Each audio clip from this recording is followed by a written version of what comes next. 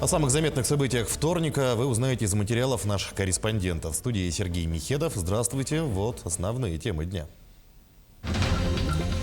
Выездные бригады врачи-офтальмологи из Алдана и Якутска вели прием в отдаленных селах. Каких результатов ждут от визита специалистов?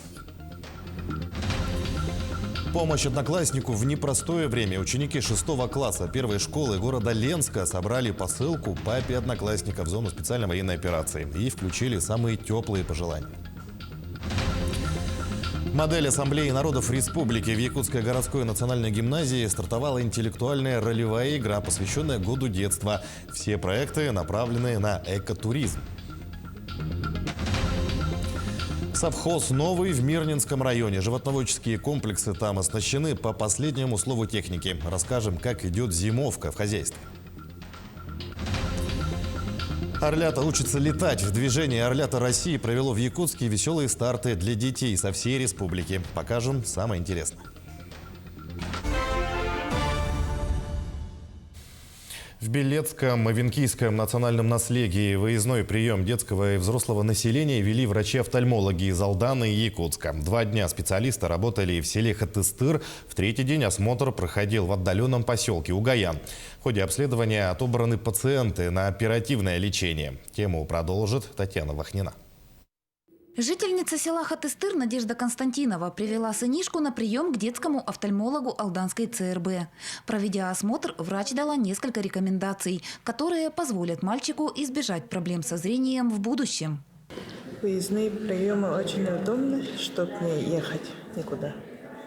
Нам назначили капли на 1 месяц, потом повторно. Население идет активно на прием, особенно после обеда. В праздничный день все пришли. Выездной прием детский врач-офтальмолог вела в одном из кабинетов культурно-спортивного центра села Хатыстыр. В соседнем помещении взрослых граждан обследовали специалисты Якутской республиканской офтальмологической клинической больницы. Для проведения осмотров пациентов из Якутска прибыл медицинский КАМАЗ, оснащенный современным оборудованием. Сотрудники Хатыстырской врачебной амбулатории заранее подготовили пациентов к приему, а также помогали специалистам в организации осмотров.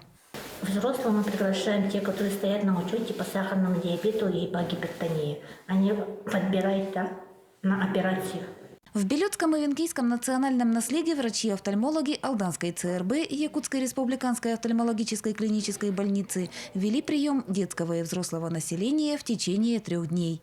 2 дня специалисты работали в селе Хатыстыр. В воскресенье осмотр проходил в поселке Угаян. В ходе осмотров был произведен отбор пациентов, которым требуется оперативное лечение.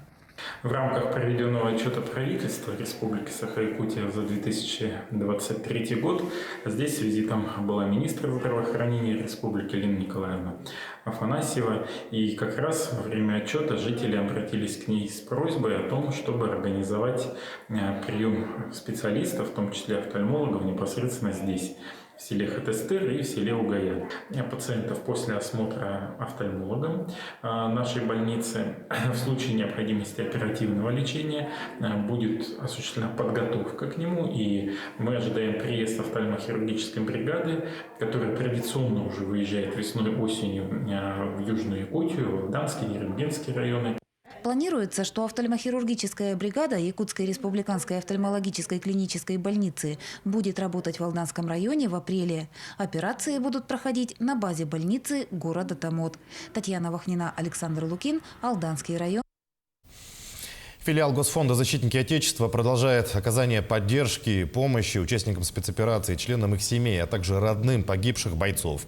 За первые месяцы года в филиал обратились около 1000 граждан. Поступило около 3600 вопросов.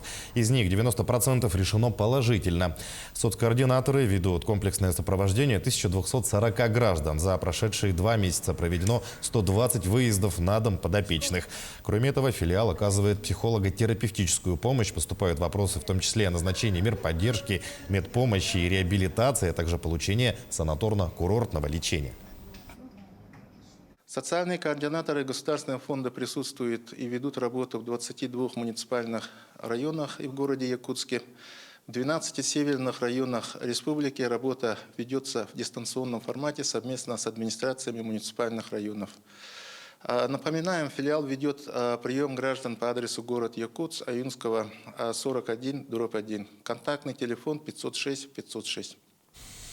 Помощь однокласснику в непростое время. Ученики 6 класса первой школы города Ленска собрали посылку папе одноклассника в зону специальной военной операции. Что включено в посылку, расскажет Светлана Балеева. Константин Бабакин учится в 6 классе первой школы. Папа мальчика находится в зоне СВО с сентября 2022 года. Сегодня он служит в Запорожье в 62-й бригаде, минометчиком и танкистом одновременно. Я его очень давно не видел, я очень его жду. Потому что он шлет мне сообщения, фотки, там собака у него есть. Он мне кидал фотки собаки, он кидал фотки танка, он разрушенные здания кидал. Ну, там очень много всего. Сын с отцом общается регулярно. Недавно в своем сообщении папа поинтересовался у Кости, какими общественными делами занимается их класс. Письмо мальчик показал классному руководителю и одноклассникам. Так и было принято решение ответить на него всем вместе. Костя сообщил, что папа его интересуется жизнью класса. Мы подготовили фотографии для отправки посылки. И всем коллективам писали письмо. Никто из ребят не остался в стороне. Каждый на небольшом альбомном листе написал свое письмо, в котором поделился с Костиным папой успехами класса. Я написала письмо про наш класс, чем мы занимаемся, участвуем в каких конкурсах и какие места занимаем. Дорогой солдат и отец Кости, мы живем хорошо, занимаемся на различных олимпиадах и в других играх. Мы участвовали в игре про снятие блокады, а также День науки. Набирали баллы, чтобы выиграть в конкурсе «Класс года». Виталий Викторович, мы вас верим, победа будет за нами. К письмам в посылку ребята положили шоколад, несколько эмблем, которые девочки на уроке труда сделали совместно с учителем, и маскировочные сети. Их плетет вся школа с начала специальной военной операции. Посылка отправится в зону СВО уже на этой неделе. Светлана Балеева, Виталий Андреев, Ленск. Победа будет за нами! Идем далее. Распоряжение об установлении квот приема на целевое обучение в вузах на этот год подписал премьер Михаил Мишустин. Всего на целевое обучение отведено свыше 145 тысяч мест, что на 6% больше относительно прошлого года. Долю целевиков от общего числа бюджетных мест по каждой специальности правительство определяет ежегодно на основе заявок от регионов. Такие абитуриенты бесплатно поступают в вузы по направлениям будущих работодателей и после получения диплома должны отработать у них не менее 3 лет. Квоты включают 900 направлений подготовки. Женские организации Якутии проводят вторую республиканскую конференцию о влиянии женских сообществ на реализацию национальных проектов в России, а также второй съезд форума в рамках мероприятий Года семьи в России и Года детства в республике. Съезд пройдет 1 марта. Основная цель съезда – консолидация женской общественности Якутии для дальнейшего развития республики в соответствии с программой главы Якутии «Вместе только вперед» и повышение осведомленности населения о реализации нацпроектов, инициированных Владимиром Путиным. В программе съезда семинары, мастер-классы, посещение музеев, медицинских консультаций и многое другое. Примут участие более 400 якутянок. Модель Ассамблеи народов республики в Якутской городской национальной гимназии стартовала интеллектуальная ролевая игра, посвященная Году детства. Учащиеся разных школ Якутии воспроизводят форум Ассамблеи народов республики, принимая на себя роль представителей национальных, культурных, общественных объединений и ассоциаций. Какое направление для проектов выбрано в качестве основного, расскажет Марферина Алексеева. В ходе игры учащиеся разных школ Якутии воспроизводят форум Ассамблеи народов республики, принимая на себя роль представителей национально-культурных общественных объединений и ассоциаций. Ребята обсуждают вопрос возможности развития экотуризма в Якутии на примере опыта представителей национальных культурных общественных организаций. Так, учащиеся предлагают и презентуют проекты, направленные на внедрение экотуризма в Якутии. У нас одни из самых туристических мест Якутии – это Ленские столбы, то есть это тоже горная местность. У нас в Якутии очень много горной местности, и поэтому там в основном в эти места есть большой поток экологического туризма, экотуризма. И поэтому важно разработать, может быть, тоже какие-то памятки и отношения именно в горной местности, потому что мы знаем, да, как себя вести в лесу, например, а мало кто говорит о том, что люди взбираются на горы, люди ходят на холмы и наблюдают на красоту свысока. Также юные участники предлагают проекты, которые можно внедрить в столице Якутии, направленные на содействие гражданско-патриотического, духовного и интернационального воспитания. Мы еще предлагаем, чтобы в Якутии сделали оранжерею цветов народов разных, чтобы каждый народ представил свой цветок, как символ народа. Например, у нас харе-бюльбюль. Этот цветок растет только в Азербайджане, в городе Шуша. Он нигде больше не растет, только там. Например, русский народ, русскую ромашку, белорусский народ, клевер, потом киргизский народ, красный мак. Так, в образовательных учреждениях продолжается работа по активизации формирования чувства гражданской гордости и ответственности, готовности и умения к созиданию на благо Отечества и его защиты. Агафья Балонова – педагог дополнительного образования в интернациональной школе города Якутска. Не понаслышке знает о важности дружбы народов. Дружба, солидарность, межэтническое общение между собой, тем же обычаям, традициям своего народа, да? Те же спортивные игры, они очень развивают именно чувство локтя, чувство какой-то поддержки. У меня муж бурят, я жила в Бурятии, я заслуженный работник культуры Республики Бурятия, поэтому дружба народов во мне живет вообще. Я работала в интернациональном городе Нерюнгере, где 78 национальностей было. Поэтому для меня это не просто слово. По итогу форума участники будут награждены по номинациям, а самый лучший проект будет направлен в Молодежную ассамблею республики для дальнейшей его реализации. Марфелина Алексеева, Иван Саркаумов, Якутск. Якутия приглашает гостей и инвесторов. В рамках выставки «Россия» на ВДНХ Министерство предпринимательства, торговли и туризма республики проводит тематическую программу. Большое внимание уделяется региональной тематике и развитию малого и среднего бизнеса. На прямой линии с нами наш СОПКОР в Москве Максим Кардозо. Максим, приветствую. Что из программы больше всего интересует жителей и гостей столицы? Приветствую, Сергей. Конечно, о якутских бриллиантах и холоде знают практически все, но я тебя очень сильно удивлю, что в Якутии, оказывается, туристов привлекают не только климатические рекорды, например, или наши национальные праздники, но и кое-что другое. Об этом я расскажу чуть позже, но давайте начнем с самого начала. Сегодня с утра здесь, на выставке «Россия», день посвящен именно предпринимательству. И все регионы презентуют те проекты, которые связаны с поддержкой малого и среднего бизнеса. И, конечно же, здесь неотъемлемой частью малого и среднего бизнеса является и туристическая индустрия. И, наверное, площадки лучше для того, чтобы поговорить об этом, чем выставка России, и нет. Ее посетило уже больше 7 миллионов человек. Каждый регион представляет себя ярко, красочно, громко, делает все для того, чтобы привлечь к себе гостей и сподвигнуть посетителей для путешествия по нашей невероятной, красивой и огромной стране. И в зоне Дальнего Востока сегодня прошел, так сказать, показ нашего туристического потенциала нашей республики Министерством предпринимательства, торговли и туризма. И, кстати, в 2023 году Якутию посетило больше 290 тысяч человек, и это настоящий рекорд. И здесь говорят, что главную такую лепту в этом было внесено именно событийными мероприятиями, такими фестивалями, как «Полюс холода», «Зима начинается с Якутии», «Мусустар», конечно, наш замечательный прекрасный праздник ИСЭ, который собирает сотни и сотни тысяч людей. Но, Сергей, здесь, минуточку, интересная информация. Оказывается, с удовольствием турист в Якутию едет и на охоту, а также рыбалку. Представляешь себе? Оказывается, огромное количество мужчин, и среди них есть и женщины, которые хотят просто оказаться в тайге, в охотничьем домике и слиться с природой. И в министерстве нам сказали, что также возьмут это на заметку, будут развивать и это направление. Также в Якутии будут готовиться, конечно же, к развитию всего этого потенциала гостеприимства, потому что будут появляться и новые системы размещения, будет произведена классификация, то есть звездность у гостиниц должна появиться. Также будет уделено особое внимание придорожной инфраструктуре. Это кафе, это гостиницы, это заправки.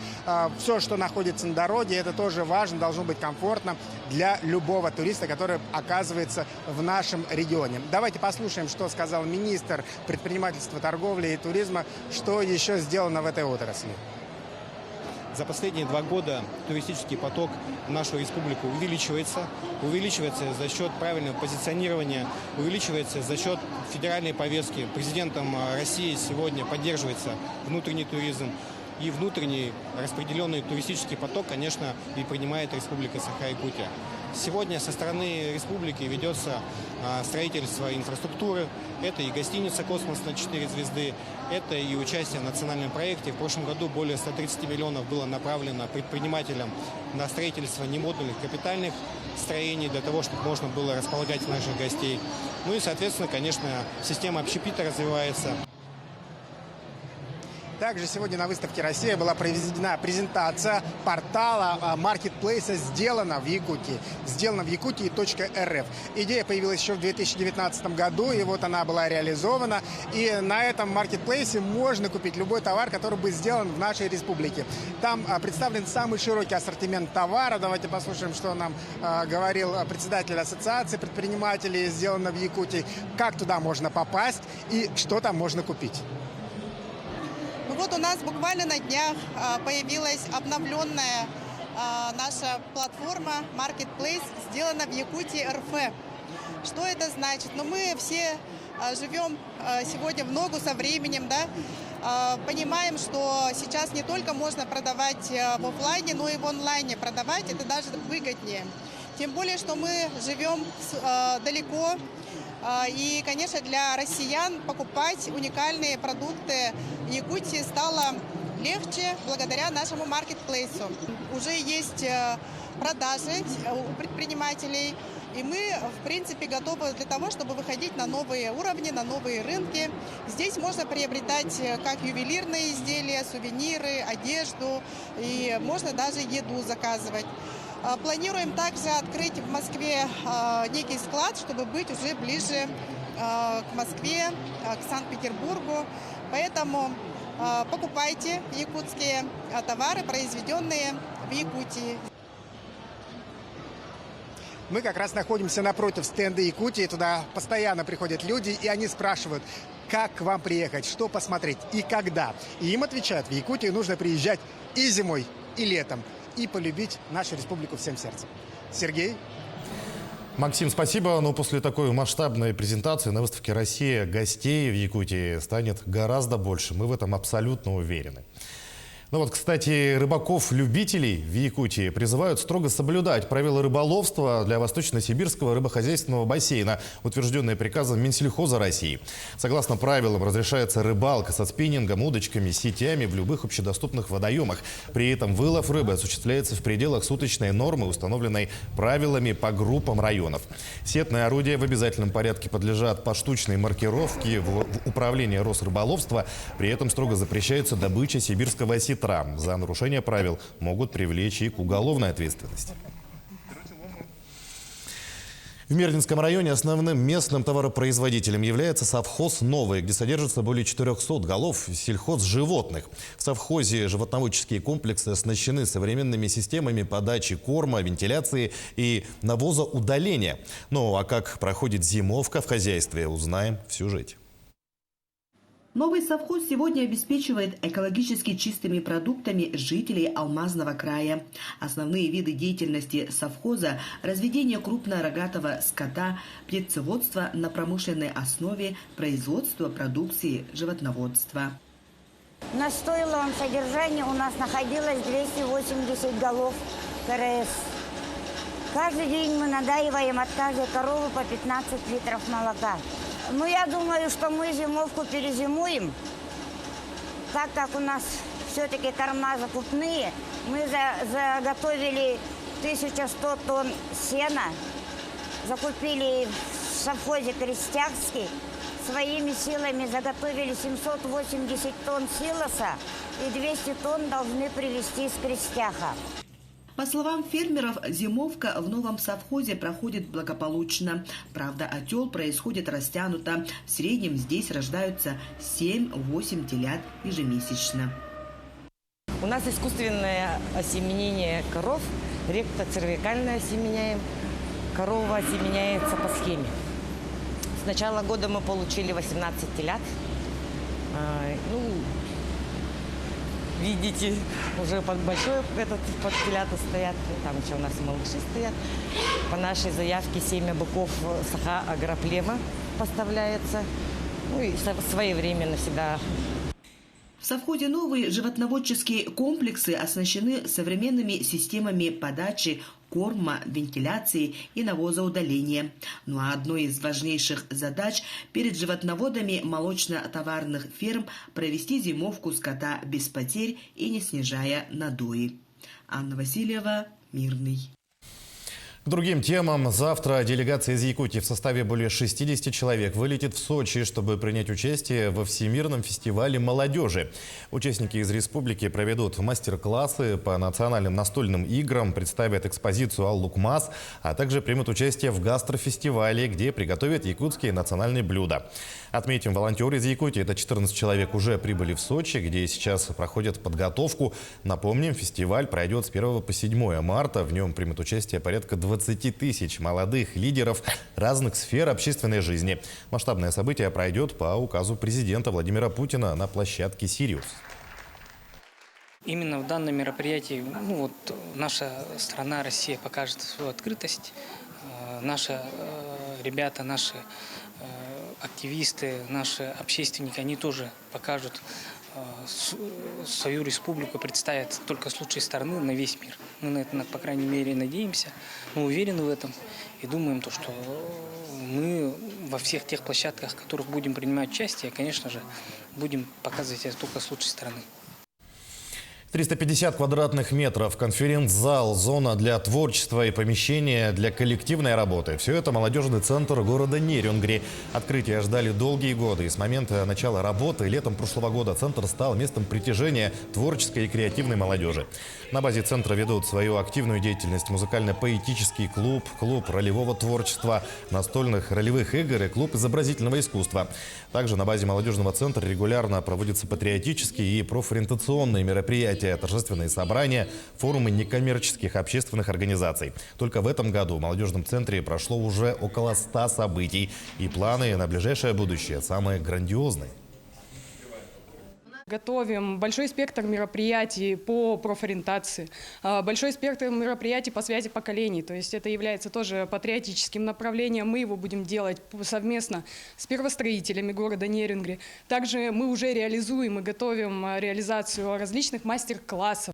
Сейчас ведем переговоры и хотим провести мероприятия по сотрудничеству с МЧС и полицией. Это именно те мероприятия, которые покажут пользу этих профессий, чтобы мы могли привлекать молодое поколение в эту сферу деятельности. Орлята учатся летать, им салютуют шум прибоя. Такими строками советская музыкальная классика рассказывала о детях и молодежи, стремящихся к новым победам и достижениям. Этим строкам вторит и движение «Орлята России», которые провели в Якутске веселые старты для детей со всей республики. На соревнованиях побывал и мой коллега Петр Васильев. Наша команда лучшая! Для нас это самое лучшее! Мы команда гордость и всех, кто делает лучше,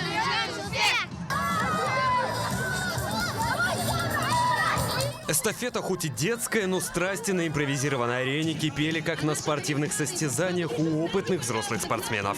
Собрать пирамиду, пробежать дистанцию в кедах-великанах и даже построить дом. Это только малая часть всех этапов эстафеты «Веселые старты», которые прошли в спорткомплексе Дахсун. Всего на соревнования съехались 13 команд из разных районов республики. Сборные состояли из учеников 3-х и 4-х классов. Мы в подобного рода мероприятии впервые. Дети очень рады.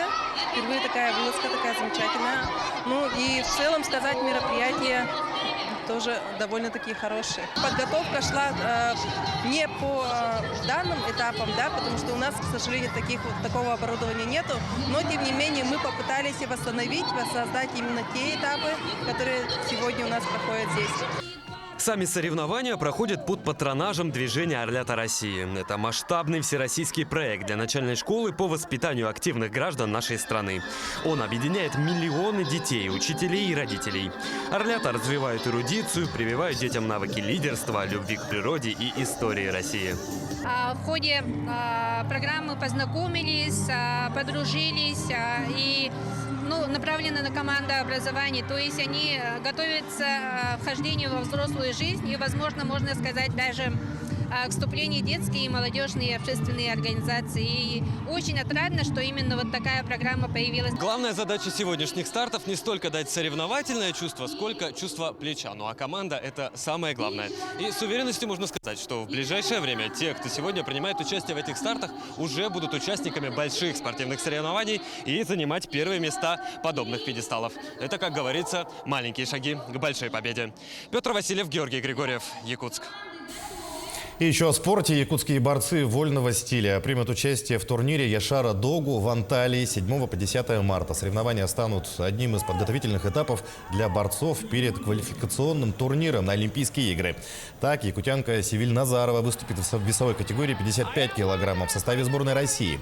Аял Лазарев выйдет на ковер среди супертяжеловесов в составе сборной Кыргызстана. Кроме того, в соревнованиях примут участие Виктор Рассадин, весит 74 килограмма, и Аял Белолюбский, 57 килограммов. Они представляют на международной арене Таджикистан. Таким наши корреспонденты увидели уходящий день. Всего доброго и до свидания.